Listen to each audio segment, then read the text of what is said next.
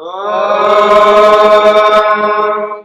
भूर्भुवः स्वः तत्सवितुर्वरेण्यं भर्गो देवस्य धीमहि धियो यो नः प्रचोदयात्।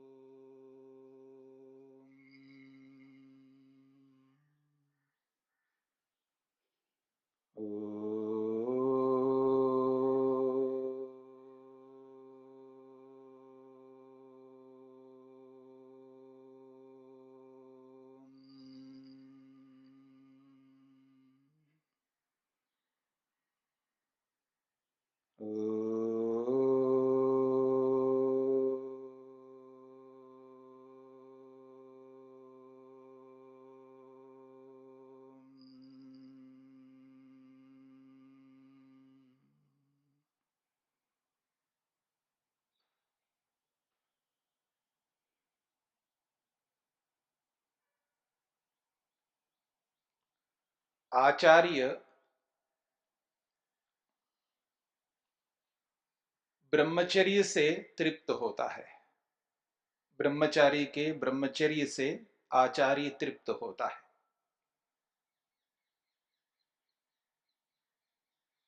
ब्रह्मचारी आचार्यम तपसा पिपर्ति। ब्रह्मचारी जो है ब्रह्मचर्य रूपी तप से आचार्य को तृप्त करता है।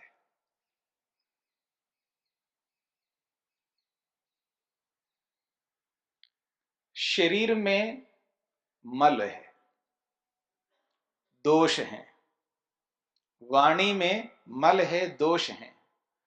और मन में भी मल है, दोष हैं। इन तीनों दोषों को हटाता है ब्रह्मचारी, ब्रह्मचर्य को धारण करता हुआ।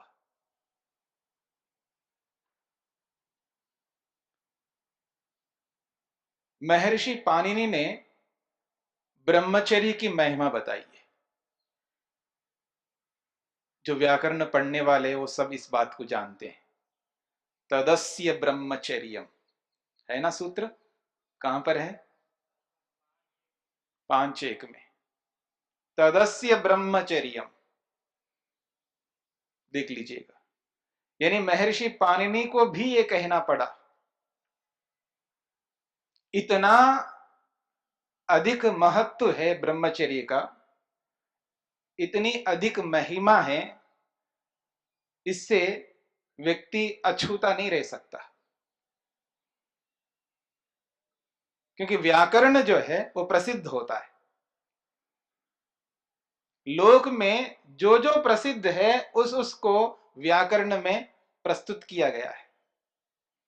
तो ब्रह्मचर्य भी बहुत प्रसिद्ध है, उसकी बहुत बड़ी महिमा है। इसलिए उनको एक सूत्र बनाना पड़ा। एक सूत्र समझ लीजिएगा, तदस्य ब्रह्मचर्यम। कितनी बड़ी महिमा है। और व्याकरण तब पूर्ण होता है जब व्याकरण के दर्शन को हम पढ़ ले। मेरी बात समझना। व्याकरण तभी पूर्ण माना जाएगा जब व्याकरण के दर्शन को हम पढ़ लें। व्याकरण का भी एक दर्शन है। व्याकरण का भी एक दर्शन है जिसका नाम है वाक्यपदीयम। क्या नाम है?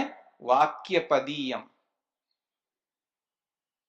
और भर्तृहरि ने वाक्यपदीयम में बहुत बड़ी बात कही है ब्रह्मकांड में। वो भी किसमें? ब्रह्मकांड में। क्योंकि ब्रह्मचारी ब्रह्म को धारण करता है, याद रखना। ब्रह्मचारी ब्रह्म को धारण करता है। उस ब्रह्मकांड के अंतर्गत बहुत बड़ी बात कही है जो ब्रह्मचर्य से संबंधित है।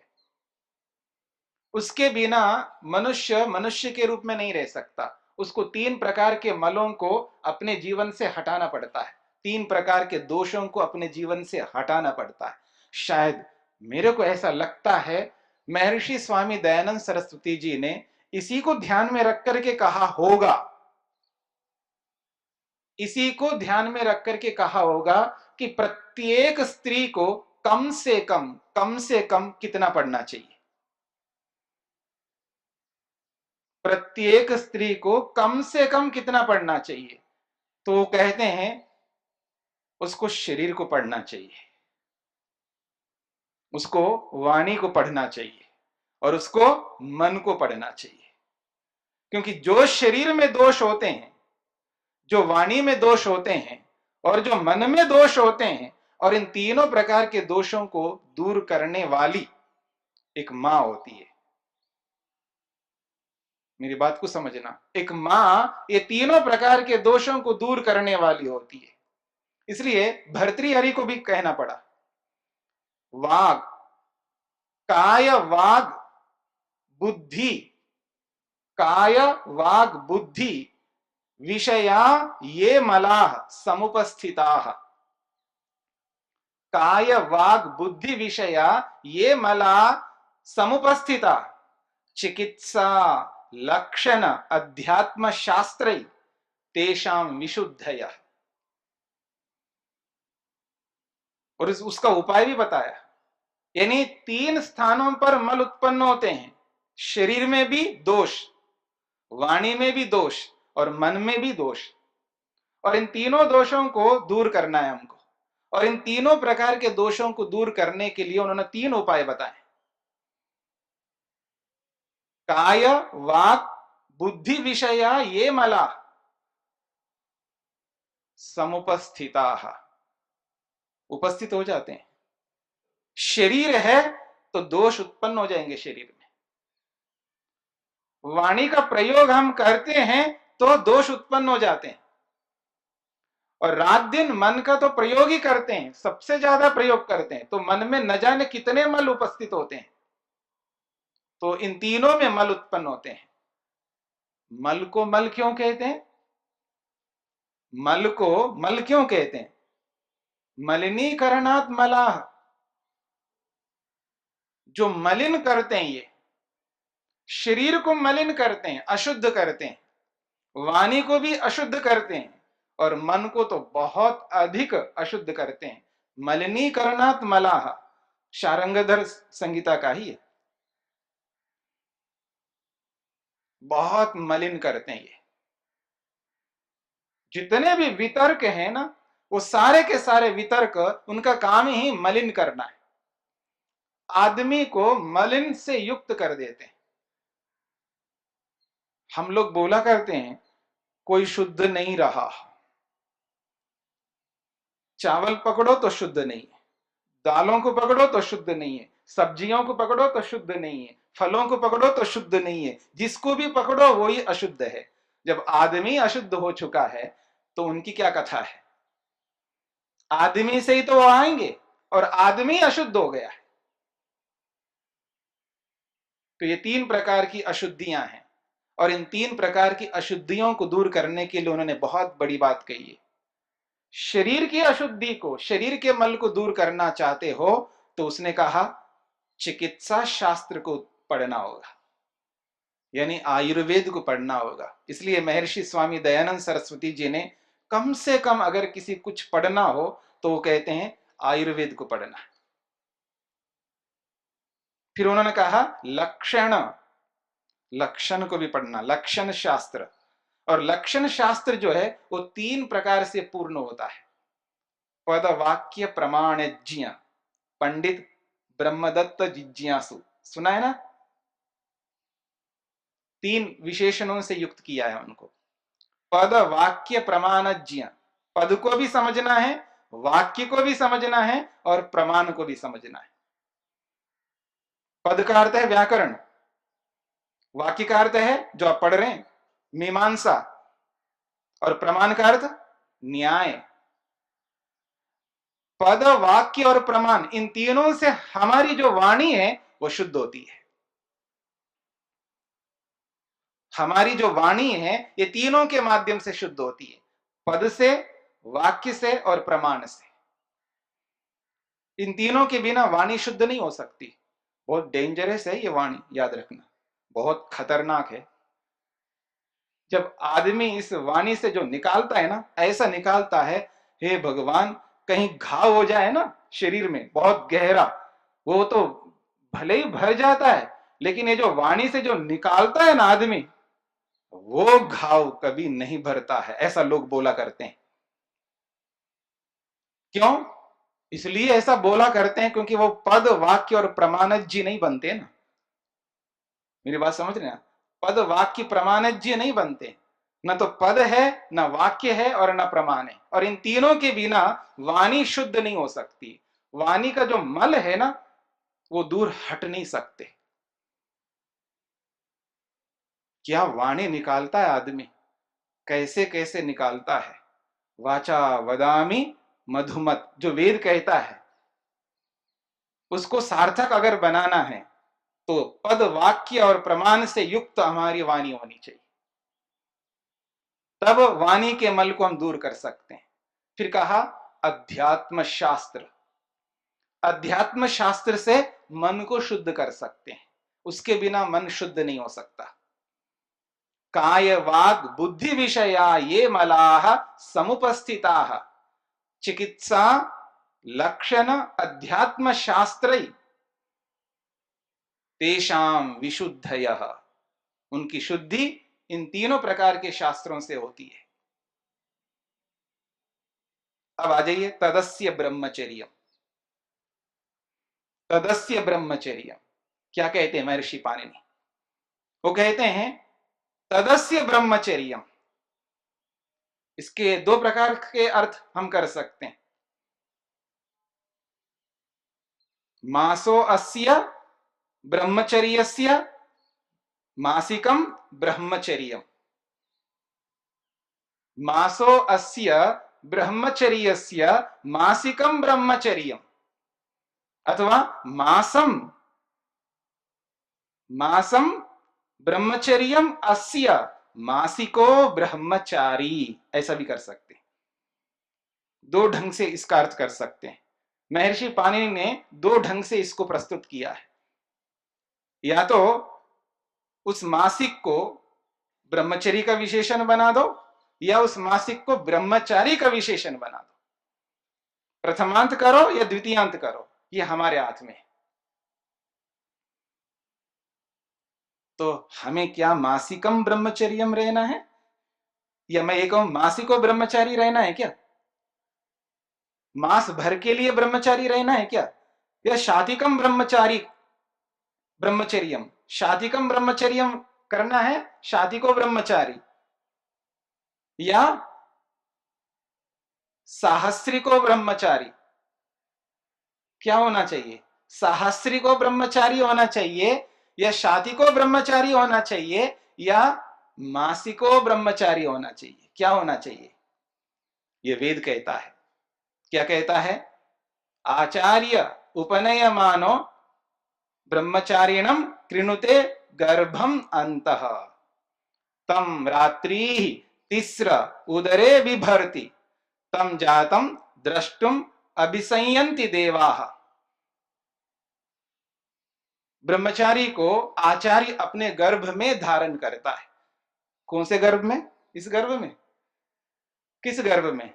गुरोह कुलम गुरुकुलम, गुरुकुलम ही गर्भ है, याद रखना।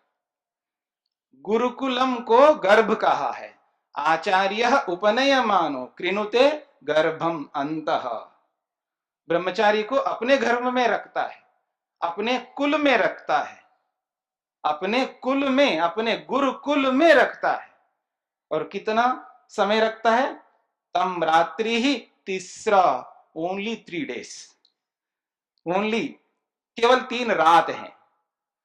ऐसा लगता है बस 3 रात, और 3 रात रखने मात्र से तम जातम द्रष्टुम अभिसंयन्ति देवाः, 3 रात रखने मात्र से उसको देखने के लिए आ रहे हैं कौन? देव लोग।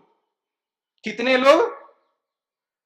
6333 देव, कम से कम बात कह रहा हूं मैं। 3 रात्रि रखने से उस ब्रह्मचारी को देखने के लिए 6333 देव आ रहे हैं देखने के लिए। रात्रि बहुत लंबी होती, याद रखना। वो जो रात्रि है वो बहुत लंबी होती है।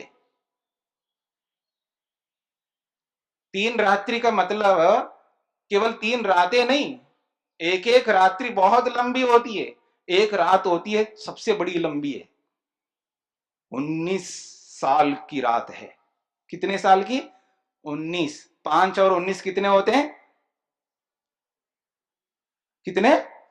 24। हाँ, यानी 5 साल घर पे रहता है ना वो, 5 साल तो घर पे रहता है, तो 19 साल, 19 साल की रात है, 24 साल बन जाते हैं उसमें। तो एक रात है 24 साल की, इट मीन्स 19 साल की। 19 साल तक एक रात बिताता है, उसकी एक रात ये है 19 साल की। और 12 साल की एक और रात है, तो 36 साल के हो जाता है वो। 19 साल एक रात हो गई तो 24 का हो गया। कम से कम एक रात तो रहा करो, कम से कम एक रात रहा करो। और आदमी आज 2 रात मतलब 2 साल भी नहीं रहता है, 3 साल भी नहीं रहता, 4 साल भी नहीं रहता, लगातार 4 साल रहे ना, हे भगवान, उसको ऐसा लगता है पता नहीं कितना समय बीत गया होगा। ये तो 19 साल की एक रात है, फिर उसके बाद 12 साल की फिर एक रात है, फिर उसके बाद 12 साल की एक रात है, यानी 24, 36 और 48, ये 3 रात है। 3 रात्रि बहुत विशेष है। जब तीनों रातों को गुजार लेता है गुरुकुल में, तब ऐसे ब्रह्मचारी को देखने के लिए वो 6333 देवता लोग आकर के देखने लगते हैं उसको। वो एक स्थिति है, देखिएगा कितनी बड़ी रात है। तो अगर आप कम से कम 36,500, कितने? 36,500 रात रहना पड़ेगा कम से कम। कुछ समझ में आ रहा है ना? एक एक, अगर आप एक रात्रि को, एक दिन के एक रात को आप लगाएंगे तो 100 साल में कितने हो जाएंगे? 36,500 इतने बनेंगे ना। इतने रात गुजारने पड़ेंगे। तो साहस्री को ब्रह्मचारी बनना है, मेरी बात समझ रहे ना? साहस्री को ब्रह्मचारी बनना है तो षड्त्रिंशत् साहस्री को ब्रह्मचारी, षड्त्रिंशत् साहस्री को ब्रह्मचारी, उत्तर पद में वृद्धि हो जाएगी ना। षड्त्रिंशत् साहस्री को ब्रह्मचारी, इतना बनना पड़ेगा। यानी 36,500 रात जब हम ब्रह्मचर्य में रहते हैं तो 100 साल के ब्रह्मचारी बनेंगे। यह है ब्रह्मचर्य की महिमा। इसलिए महर्षि पाणिनि को बनाना पड़ा यह सूत्र, तदस्य ब्रह्मचर्यम। ये मेरी बात को समझ लेना, तदस्य ब्रह्मचर्यम, साहस्री को ब्रह्मचारी, ये बनना है हमें। मासी को ब्रह्मचारी नहीं बनना है, बहुत खतरनाक है, याद रखना। कितना संयम में रहना पड़ेगा, कितना संयम में रहना पड़ेगा। ये तब संभव है जब हम आहार, निद्रा, इस पर ध्यान देंगे। नपातुला, क्योंकि शरीर को शुद्ध करना है तो नपातुला भोजन होना चाहिए, नपातुला व्यायाम होना चाहिए, नपातुला या नपातुला नींद होना चाहिए। नपीतुली यूं कह सकते आप, नपीतुली नींद हो, नपातुला व्यायाम हो और नपातुला आहार हो, तब जाकर के हम मासिको ब्रह्मचारी से ऊपर उठ करके शादिको ब्रह्मचारी बन जाएंगे। फिर एक दिन ऐसा आएगा साहस्रिको ब्रह्मचारी बन जाएंगे। यह है ब्रह्मचर्य की महिमा।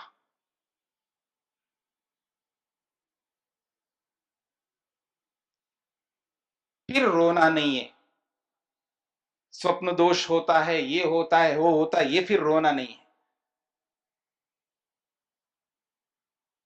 दूसरों को देखने से पहले अपने आप को देखना है हमें। दूसरों को देखने से पहले अपने आप को हमें देखना है, अपने आहार को देखना है, अपने शरीर को देखना है, अपनी वाणी को देखना है और अपने मन को देखना है। यदि हम ये करने लग जाएंगे, अपने शरीर को देखने लग जाएंगे, अपनी वाणी को देखने लग जाएंगे, अपने मन को देखने लग जाएंगे, तो हमारे पास फुर्सत नहीं मिलेगा, समय ही नहीं मिलेगा दूसरों को देखने का। मतलब इतना समय देखेंगे, ऐसा नहीं आदमी दूसरों को ना देखे, बहुत मुश्किल है। सबसे ज्यादा कठिन काम है दूसरों को ना देखना। हाँ, याद रखना, दूसरों को ना देखना सबसे अधिक कठिन काम है। दूसरों को देखना तो बहुत सरल है ना, और कोई काम धंधा तो है ही नहीं है, बस देखते रहो दूसरों को। क्यों जी, और कोई काम धंधा है ही ना, कुछ है ही नहीं, खाली बैठे निठल्ले हम, तो दूसरों को देखते जाएं देखते जाएं देखते जाएं। कहां समय है हमारे पास में, हम निठल्ले थोड़े हैं। कुर्वन्ने वेह कर्माणि, वेद क्या कहता है, कर्म करते हुए जीने की इच्छा करना है। क्रतो स्मरा, अपने क्रतुत्व को तो स्मरण करो। क्लिबे स्मरा, अपने सामर्थ्य को पहचानो। कृतम स्मरा, अपने किए हुए को स्मरण करो। कहां समय है हमारे पास में दूसरों को देखने का। फिर भी देखना पड़ता है तो देख लो, लेकिन पहले अपने आप को देखो, अपने शरीर को देखो। शरीर को स्वस्थ रखना है ना। जब हम साधना करते हैं, हम आश्रम में रहते हैं, हमारा मार्ग एक ही है, मुक्ति में जाना है, मोक्ष को प्राप्त करना है। वो प्राप्त हो या ना हो बहुत बड़ी बात है, ध्यान को तो प्राप्त करना है ना। ध्यान तो कम से कम अच्छा हो जाए हमारा। तो ध्यान तब अच्छा होगा जब हमारा शरीर अच्छा रहेगा। ध्यान करने के लिए शरीर को अच्छा रखना पड़ता है, शरीर के मलों को दूर करना पड़ेगा अगर ध्यान ठीक करना चाहते हैं। क्योंकि ध्यान के लिए शरीर का स्वस्थ होना आवश्यक है। शरीर साथ नहीं देता। आदमी ध्यान करना चाहता है लेकिन शरीर साथ नहीं देता, बैठना ही नहीं आता आदमी को। गोडे दुखते हैं आदमी को, घुटनों में प्रॉब्लम हो गया, अब आसन लगा के बैठ नहीं सकता। उसको पहले ठीक करना पड़ेगा, चाहे वो घुटनों का है, चाहे वो कमर का है, चाहे वो गर्दन का है, चाहे और शरीर का किसी का भी हो, कोई भी अंग हो। हम अपने शरीर को शुद्ध करने के लिए प्रयत्न करते हैं, मेहनत करते हैं, उद्यम करते हैं। शरीर के मलों को दूर करना है हमको, शरीर के मलों को दूर करना है। और इन सब के ऊपर निर्भर करता है हमारा आहार। शरीर को शुद्ध करने के पीछे आहार बहुत बड़ा कारण है, और आहार के पीछे चिकित्सा शास्त्र निर्भर करता है।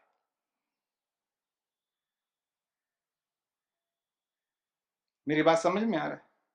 आदमी दूध भी पीना चाहता है और साथ में नमक भी खाना चाहता है ना। मतलब दूध भी पीना चाहता है और नमक भी खाना चाहता है, दोनों लड्डू चाहिए हाथ में एक समय। पर ये ऐसे दो लड्डू ऐसे नहीं, एक नमकीन लड्डू है और एक मीठा है, तो दोनों एक साथ नहीं चलेगा काम। एक उदाहरण दे रहा हूं मैं आपको। और ऐसा करता हूं अपने शरीर को स्वस्थ रखना चाहता है। आप देख लीजिएगा, छोटा सा काम है, बहुत छोटा सा, इतना भी नहीं कर सकता आदमी। क्यों? चिकित्सा शास्त्र को नहीं जान पाया, और जान करके भी नहीं जानता आदमी, जान करके भी नहीं जानता है, सब ताक में रख देता आदमी। पंच की बात सिर माथे, लेकिन पतनाला तो वहीं गिरेगा, वो वाली स्थिति हमारी। फिर वो एक्सक्यूज, नहीं नहीं नहीं, मैं साथ में नहीं पीता हूं, हाँ 1 घंटे के बाद पीता हूं, हाँ 1 घंटे के बाद में, 2 घंटे के बाद में। और उसको ये पता नहीं है वो स्टमक में ही तो है, कहां जाएगा वो, उस 1 घंटे में खाया हुआ पचेगा क्या। जब तक वो नहीं पचता तब तक विरुद्ध आहार उस पेट में नहीं डाल सकते आप। और विशेषकर रात का खाया हुआ इतना आसान नहीं इतनी जल्दी वो पच जाए,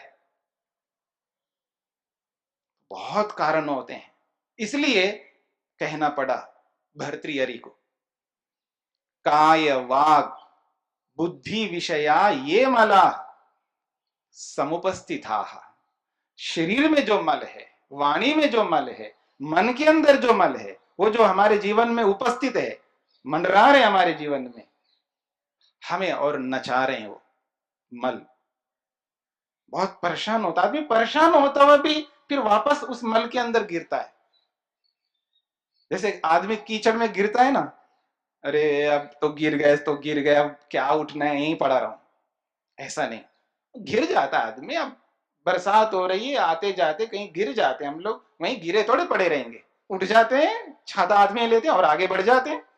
उठो ना, वहीं गिरे नहीं पड़ना है हमको। तो शरीर में जो मल आया है उसको शुद्ध करना है हमको, और वो शुद्धि बिना चिकित्सा शास्त्र यानी बिना आयुर्वेद को अपनाए। मैं ये नहीं कहना चाह रहा हूं आप आयुर्वेद आचार्य बन करके मुनि जी की तरह क्लिनिक खोल करके बैठो, नहीं, हर आदमी को बैठने की जरूरत नहीं है, लेकिन हर आदमी को अपने विषय में जानकारी प्राप्त करना जरूरी है। दूसरे की चिकित्सा हम करें ना करें, अपनी चिकित्सा तो करें, स्वयं की चिकित्सा। और वैसे भी भारतीय व्यक्ति जो है खुद डॉक्टर होता है। जब उसका पेट खराब होता है तो 10 आदमी से पूछता फिरता है, और जब दूसरे को होता तो सलाह देने लगता है, आप ये खाओ, ऐसा करो, ये करो, वो करो। कमाल का आदमी है। खुद अपचन से परेशान है, खुद एसिडिटी से परेशान है, खुद हृदय रोग से परेशान है, खुद घुटनों से परेशान है। हाँ, किसी को बोलता घुटनों में दर्द है, ऐसा कहे, ये खाना है, ऐसा करना, वो बिल्कुल ठीक हो जाएगा।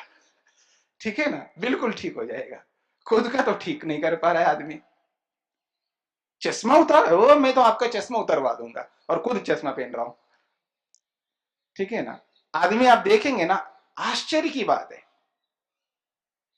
ये सारी की सारी बातें केवल चिकित्सा शास्त्र को न अपनाने के कारण से।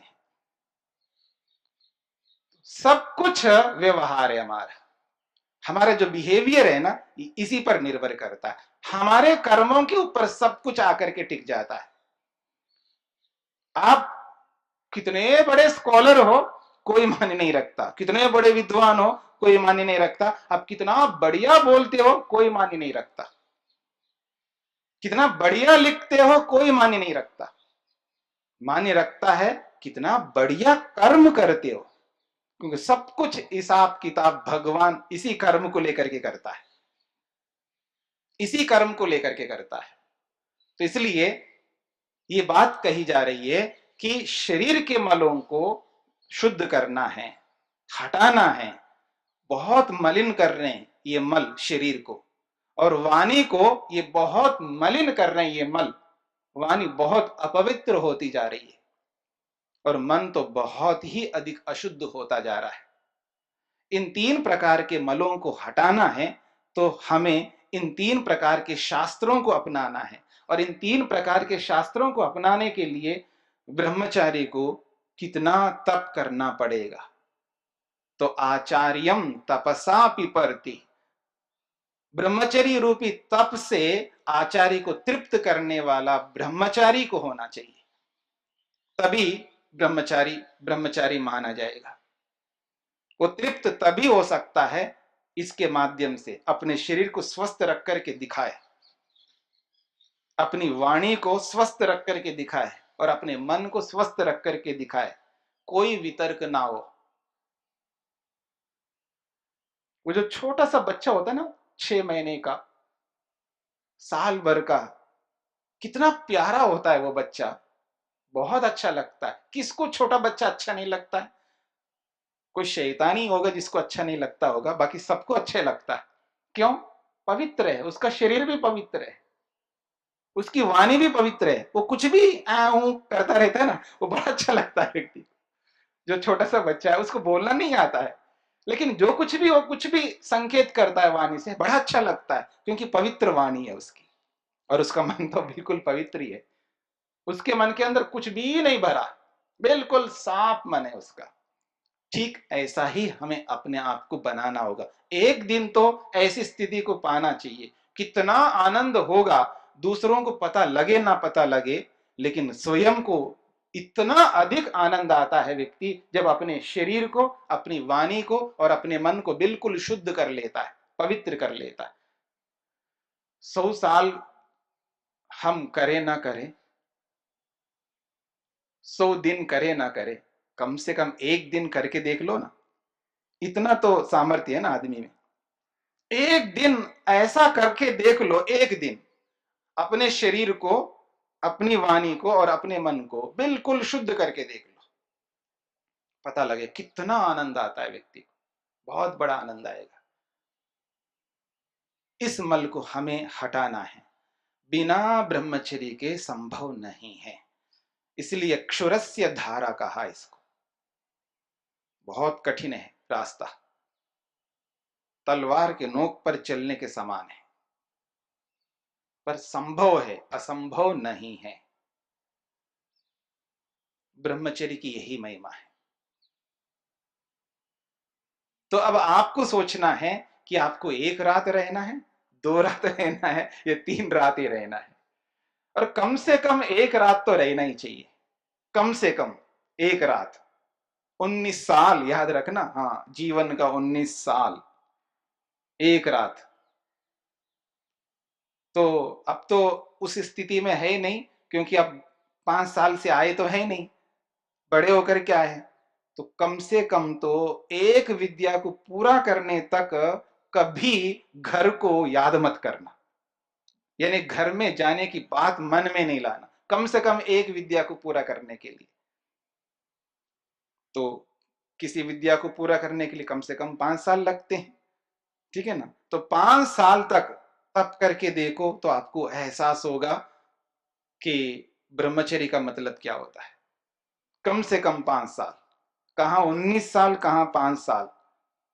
और आदमी 5 साल तक तप नहीं कर सकता, ठीक है ना, और वो दूसरे को देख करके पता नहीं क्या वितर्क मन में उत्पन्न करता है। देखो, जो सालों साल तप करने वाला व्यक्ति है, उसको देख करके हम क्या सोचते हैं, हम 5 साल तक तप नहीं कर सकते, 3 साल तक तप नहीं कर सकते लगातार।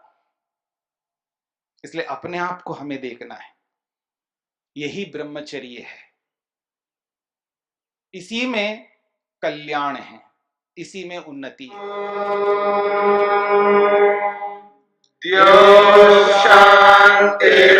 शान्तिरन्तरिक्षं शान्ति पृथिवी शान्तिरापः शान्तिरोषधयः